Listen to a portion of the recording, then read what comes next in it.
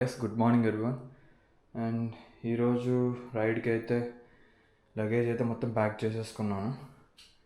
And time వచ్చేసి early morning 5 o'clock అయింది. ఈరోజు అయితే లేట్ చేయకుండా ఎర్లీగా స్టార్ట్ అవడానికి అయితే ముందర లేచేసాను. సో లగేజ్ మొత్తం ప్యాకింగ్ అయిపోయింది, నేను కూడా మొత్తం రెడీ అయిపోయాను. ఇదంతా బైక్ మౌంట్ చేసేసి ఈరోజు రైడ్కి అయితే స్టార్ట్ అవుదాం. Hello guys, good morning everyone, welcome back to the channel. నేను మీ పవన్ని. అండ్ ఈరోజు మనం రైడ్ అయితే స్టార్ట్ చేసాం. ఈ రైడ్ వచ్చేసి ఉజ్జయిన్ అండ్ ఓంకారేశ్వర్ జ్యోతిర్లింగాలు ఉంటాయి కదా, ఆ జ్యోతిర్లింగాస్కి అయితే వెళ్తున్నాము. అండ్ రిటర్న్ వచ్చే దారిలో అయితే సేమ్ రూట్లో రాకుండా కృష్ణేశ్వర్ వెళ్ళి అటు నుంచి వేరే రూట్లో అయితే రిటర్న్ వస్తాము. వర్షం అయితే నైట్ అయితే పడింది, ఇప్పుడైతే ఏం లేదు. చూద్దాం ఆన్ ద వేలో వర్షం ఏమైనా పడిద్దాము. పడకుండా ఉంటే బాగుండు. ఎర్లీ మార్నింగ్ అయితే స్టార్ట్ అయిపోయాను. అండ్ ఇక్కడి నుంచి ఒంగోలు నుంచి ఉజ్జయిన్ కాదు, ఓంకారేశ్వర్. ఫస్ట్ ఓంకారేశ్వర్, ఆ తర్వాత ఉజ్జయిన్ ఉంటుంది. ఓంకారేశ్వర్ వచ్చేసి 1000 kilometers అయితే ఉంది. అండ్ 1000 kilometers వన్ డేలో నాన్ స్టాప్ కొట్టడం ఎందుకని చెప్పి నేనైతే ఫస్ట్ డేకి నాందేడ్లో స్టాప్ అయితే పెట్టుకున్నాను. అంటే ఈరోజు నాందేడ్ వరకు వెళ్ళేసి అక్కడైతే ఉంటాను స్టే. మళ్ళీ రేపు మార్నింగ్ అయితే స్టార్ట్ అవుతాను. అది ఈరోజు ట్రిప్ ప్లాన్.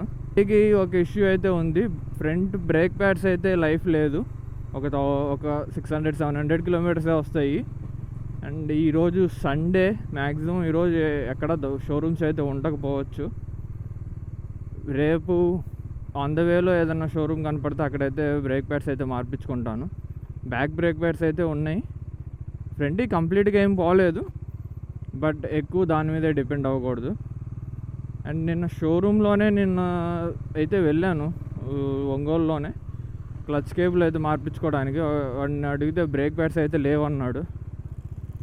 ఆర్డర్ చేస్తాను కూడా చెప్పలేదు, లేవు అంటున్నాడు. ఇంకా బయట కూడా ట్రై చేశాను, బయట ఎక్కడ దొరకలేదు. సో ఇంకా ఆన్ ద వేలో ఏదో ఒక షోరూంలో అయితే చేయించుకొని వెళ్ళడమే. వచ్చేసి మనం వైనాడ్ రైడ్ అయితే చేసాం కదా, అది అన్ఎక్స్పెక్టెడ్గా ల్యాండ్ స్లైడ్ అయ్యి చాలా ఘోరం అయితే అయింది. అండ్ ఆల్సో ఆ వీడియోస్ అయితే చాలా వరకు అయితే నేను పెట్టలేదు, ఓన్లీ వైనాడ్ వరకు అయితేనే పెట్టాను. సో ఎందుకంటే అక్కడి వరకు మాత్రమే వీడియోస్ అనేది బాగా క్యాప్చర్ అయినాయి, లైక్ ఆడియో కానీ వీడియో కానీ డిస్టర్బెన్స్ లేకుండా. ఆ వైనాడ్లో కంప్లీట్గా వానకి తడవడం వల్ల అయితే ఆల్మోస్ట్ చాలా డిస్టర్బెన్స్ అయితే వచ్చింది ఆడియోలో. అండ్ వీడియో కూడా పర్ఫెక్ట్గా లేదు. సో వైనాడ్ వరకు అయితే బాగుంది. అండ్ తర్వాత అతిరిపల్లి అండ్ వాల్పారాయి కూడా వెళ్ళాను. ఆ రూట్ అయితే ఎక్సలెంట్గా చాలా బాగుంటాయి, బట్ వర్షం వల్ల బాగా ఇబ్బంది పడి కెమెరా అయితే బాగా హ్యాండ్ ఇచ్చింది. సో ఇంకా ఆ వీడియోస్ అయితే నేనేం అప్లోడ్ చేయలేదు. ఐ హోప్ ఈసారి వర్షం అయితే ఇబ్బంది పెట్టకుండా ఉంటుందని. ఇప్పుడే ఒంగోలు అయితే క్రాస్ అయిపోయాము. అండ్ ఒకేసారి పెట్రోల్ అయితే ఫిల్ చేయించుకుందాం. పెట్రోల్ అయితే రిజర్వ్లో ఉంది, ఒకేసారి ఫుల్ ట్యాంక్ చేయించేసుకొని ఇంకా కొట్టేయడమే హైవే మీద. ఈరోజు రైడ్లో ఫ్యూయల్ స్టాప్ నెంబర్ 1 ఇది. సో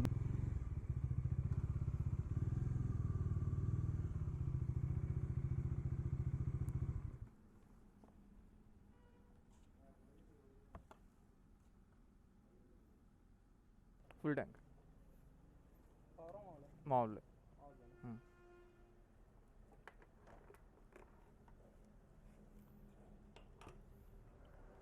116 అయితే ఉంది.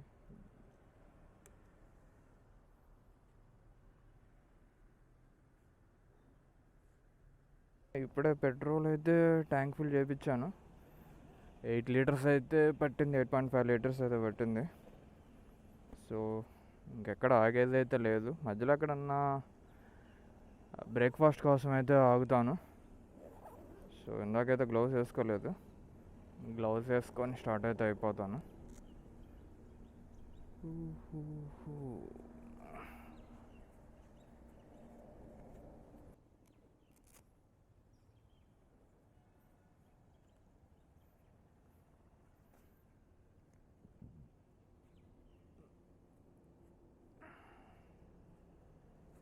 హలో, ఇంకా హైవే ఎక్కేసి నల్గొండ వరకు అయితే ఓకే రూట్ తెలుసు. అండ్ హైదరాబాద్ సిటీలోకి అయితే ఎంటర్ అవ్వము, బయట నుంచే వెళ్ళిపోతాం, ఐ మీన్ అవుట్స్కర్ట్స్ మీద. కానీ సో నల్గొండ దగ్గరికి వెళ్ళిన తర్వాత అయితే మ్యాప్స్ పెట్టుకుంటాను.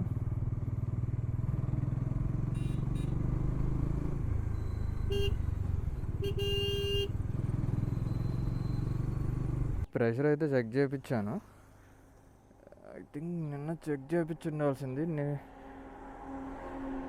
అది టైర్ 2 days బ్యాకే కొత్త టైర్ అయితే వేయించాను. ఎయిర్ ప్రెషర్ చూస్తే 20 ఉంది. మరి టైర్ వేసినప్పుడు వాడెంత పెట్టాడు ప్రెషర్ చెక్ చేయించలేదు. టైర్ అయితే చాలా, 2 టైర్లో చాలా తక్కువ ఉంది ఎయిర్. అర్థమవుతుంది చాలా కష్టంగా బైక్ కదులుతుంటేనే. సో ఎర్లీ మార్నింగ్ కదా, ఏం లేవు. ఇక్కడికి వచ్చాక ఈ షాప్ అయితే తెరిచింది. సో ఇక్కడైతే టైర్ ప్రెషర్ అయితే పెట్టించాను. ఇప్పుడైతే చాలా డిఫరెన్స్ ఉంది, చాలా స్మూత్గా వెళ్తుంది. ఇప్పుడే తెలంగాణలోకి అయితే ఎంటర్ అయ్యాము. ఆంధ్ర బార్డర్ క్రాస్ అయిన కానీ కృష్ణానది మీద క్రాస్ అయ్యాం కదా, ఇప్పుడే కృష్ణానది క్రాస్ అయ్యాము, తెలంగాణలోకి ఎంటర్ అయ్యాము. సో అందుకే కొంచెం వాటర్ తాగుదామని అయితే ఆగాను. ఎండ అయితే గట్టిగా ఉంది, నేను ఇంకా వాన పడిద్దేమో నన్ను భయపడ్డాను. ఎండ మాత్రం మామూలుగా లేదు. సో ఇలానే కొంచెం కూల్గా ఉంటే బాగుండు, ఎండ లేకుండా. నల్గొండ వరకు అయితే వచ్చాం గాయస్. ఇక్కడ బ్రేక్ఫాస్ట్ ఏదో ఒకటి చేద్దామని ఆగాను, పోయి తిన్నాం బ్రేక్ఫాస్ట్.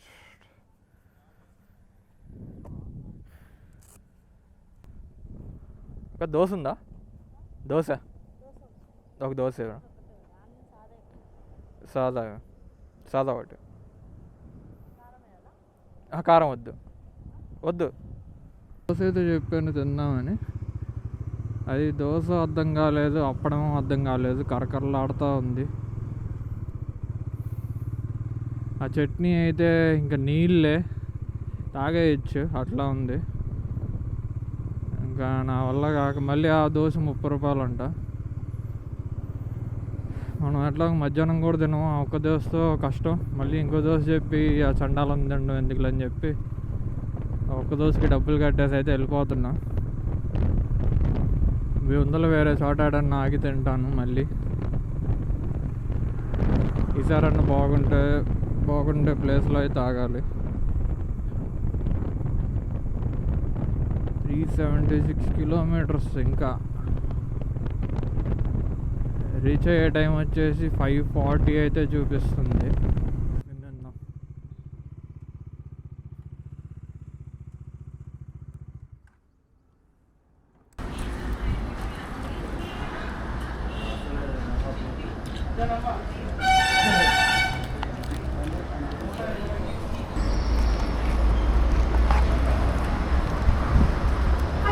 బ్రేక్ఫాస్ట్ అయితే కంప్లీట్ చేసుకున్నాను. ఇందాటితో పోల్చుకుంటే ఇది చాలా బెటర్, బాగుంది. అండ్ టైం వచ్చేసి ఆల్మోస్ట్ 11 అవుతుంది. ఇంకా 352 kilometers అయితే ఉంది. సో ఈజీగా వెళ్ళిపోవచ్చు. ఇంకా టూ ఫుల్ ట్యాంక్స్ పట్టిద్దాము, అంటే ఒక ఫుల్ ట్యాంక్తో ఆల్మోస్ట్ కొంచెం దూరం వెళ్ళిపోతాం.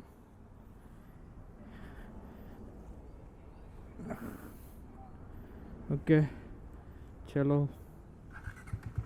let us start the ride after a small break. ఇట్లా బ్రేక్కి ఆగిన ప్రతిసారి భయం వేస్తుంది, ఎక్కడన్నా ఏమన్నా మర్చిపోతున్నానా అని. అదే అర్థం కావట్లేదు.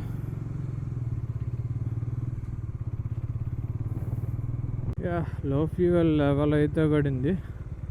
సో ఫుల్ ట్యాంక్ అయితే చెప్దాం. ఇంకా 300 కిలోమీటర్స్ అయితే ఉంది డెస్టినేషన్కి. ఐ థింక్ ఈ ఒక ఫుల్ ట్యాంక్తో వెళ్ళిపోవచ్చు అని అనుకుంటున్నా. చూద్దాం. ఒక ఫుల్ ట్యాంక్ నార్మల్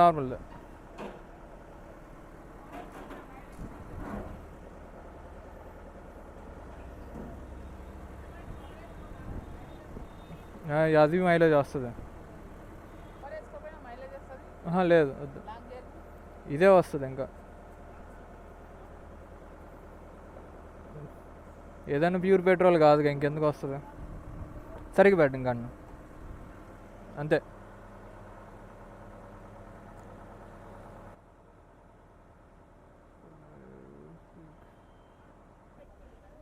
కెమెరా అది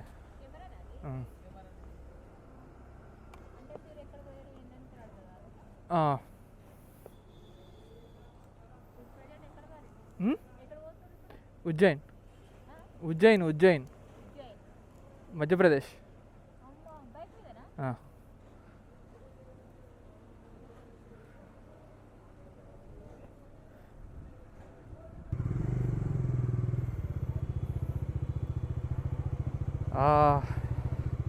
నాకు ఆ పెట్రోల్ బంక్లో ఆవిడ మ్యాప్స్ సెట్ చేసుకున్నా.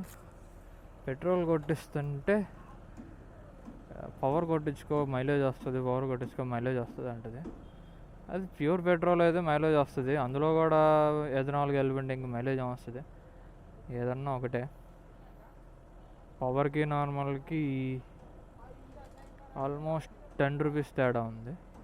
10 రూపాయలు డిఫరెన్స్ ఉంటే ఆవిడేమో పవర్ కొట్టించుకో ఉంటుంది. మీరైతే కమెంట్లో చెప్పండి, మీరు ఏ పెట్రోల్ యూజ్ చేస్తున్నాడు, నార్మల్ పెట్రోలా లేకపోతే పవర్ పెట్రోలా? ఇన్కేస్ పవర్ యూజ్ చేస్తుంటే రెండు ఒకటే మైలేజ్ వస్తుందా, పవరే ఎక్కువ మైలేజ్ వస్తుందా? కమెంట్లో అయితే మెన్షన్ చేయండి గాయస్. నాకైతే నేను పవర్ అయితే ఇప్పటిదాకా వాడలేదు. నార్మల్ పెట్రోలే వాడాను. ఐ మీన్ E20 మ్యాండేటరీ అవ్వక ముందర కూడా. E20 మ్యాండేటరీ అయినాక లాస్ట్ టైం ట్రిప్కి వెళ్ళాను కదా, ఆ ట్రిప్లో అయితే నాకు మైలేజ్ బాగానే వచ్చింది. లైక్ ఎలా అంటే నేను ఆల్మోస్ట్ 100-120 రేంజ్లోనే స్పీడ్ మెయింటైన్ చేశాను. అంత స్పీడ్ వెళ్ళినా కానీ నాకు 27 అయితే ఖచ్చితంగా వచ్చింది మైలేజ్. 90స్లో మెయింటైన్ చేసి ఉంటే 30 అయితే ఖచ్చితంగా వచ్చేది. భోంగిర్ టౌన్.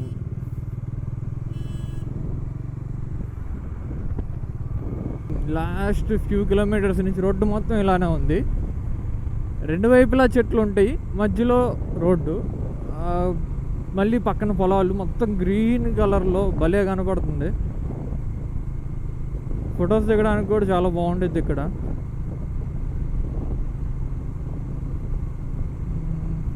అసలు భలే ఉంది ఈ రోడ్ అయితే మాత్రం.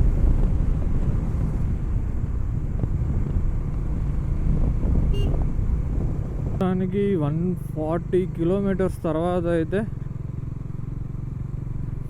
నేషనల్ హైవే అయితే తగిలింది, NH-44. ఇప్పటిదాకా డబుల్ రోడ్లోనే 140 కిలోమీటర్స్ డబుల్ రోడ్లోనే వచ్చాను. దోలు తీరిపోయింది. ఇంకా లాంగ్ అయినా పర్లేదు, హైవే మీదే వెళ్తాను. ఈ హైవే నిండా పాట్ హోల్సే ఎక్కువ ఉన్నాయి. అవి కూడా చిన్నవి కాదు. పొరపాటున కానీ టైర్ అందులో పడిందంటే ఫోర్కులు పోతాయి. ముందర USD సస్పెన్షన్ అదంతా దెబ్బకి ఎగిరిపోతాయి. బెండ్ రావడం కానీ, ఎల్ఐ కూడా బెండ్ వచ్చే ఛాన్సెస్ ఉంటాయి. ఆ రేంజ్లో ఉన్నాయి ఇక్కడ పాట్ హోల్స్. ఇందాక వచ్చే దారిలో అయితే ఒక కారు చూసుకోకుండా పాపం పాట్ హోల్లో టైర్ పడింది. ఆ పడ్డం ఆ ఫోర్స్కి మొత్తం కారు బంప్కి తగిలి కిందకి వచ్చింది కదా. ఆ గ్యాప్లో కింద ఆయిల్ సంప్ ఉంటుంది కదా, అదైతే రోడ్డుకి తగిలి మొత్తం లీక్ అయిపోయింది. ఆయిల్ మొత్తం రోడ్డు మీద పడిపోయింది. బట్ ఇప్పుడు కారు స్టార్ట్ చేయడానికి కూడా లేదు. అలా ఉంది, అంత దారుణంగా ఉంది ఈ హైవే. బాబు ఎంత దారుణంగా ఉంటే ఈ హైవేలు, దీనికి టోల్ గేట్లా పట్టించుకోవట్లేదులే.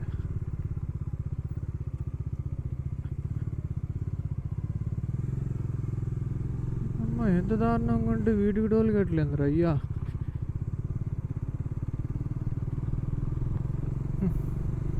మనం ఏం చేయలేం.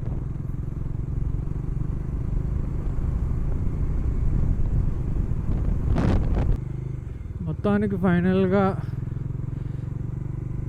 ఫైనల్గా నాందేడ్ అయితే రీచ్ అయ్యాం గాయస్. టైం వచ్చేసి 6:10 అవుతుంది. నాందేడ్ అయితే రీచ్ అయ్యాము. సో వెళ్ళి రూమ్ అయితే చూసుకోవాలి. రూమ్ చూసుకొని ఫ్రెష్ అయ్యి ఇంకా నైట్కి రెస్ట్ తీసుకోవడం. మళ్ళీ రేపు మార్నింగ్ అయితే ఇక్కడ నుంచి ఓంకారేశ్వర్కి అయితే స్టార్ట్ అయిపోతాను. ఇక్కడ అయితే ఏదో డార్మెటరీస్ అయితే ఉన్నాయంట, చూద్దాం ఎలా ఉన్నాయో. బాగుంటే తీసుకుందాం. డార్మెటరీ అయితే బడ్జెట్లో అయిపోయింది, ఎక్కువ ఖర్చు లేకుండా. మనం ఎట్లాగో నైట్ నిద్రపోవడానికే కాబట్టి సో రూమ్ అయితే అవసరం లేదు. పోయి కనుక్కుందాం availability in dormitory.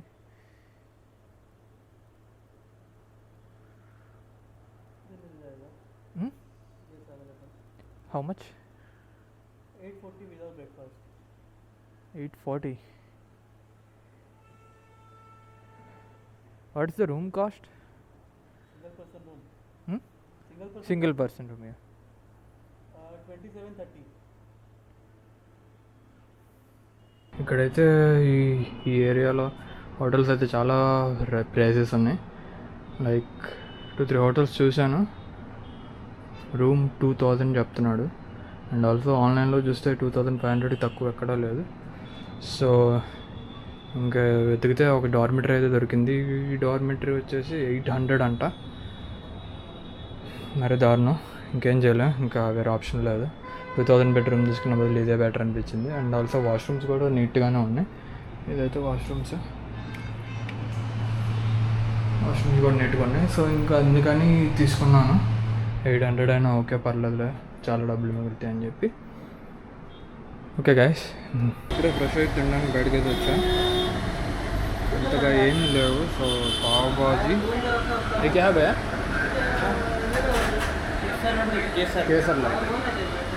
Kesar rabri అంట, అదైతే తీసుకున్నాను.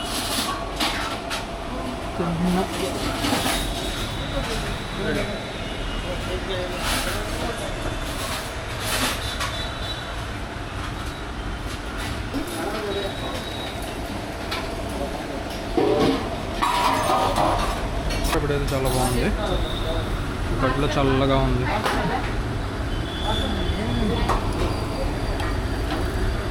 రోడ్డు మొత్తం చాలానే తిరిగాను, బట్ చాలా వరకు ఏం ఓపెన్లో లేవు, అన్నీ పావుబాజీ బండ్లే కనపడుతున్నాయి. సో ఇంకా ఇంకేం చేద్దామని చెప్పి పావుబాజీ అయితే అన్నా.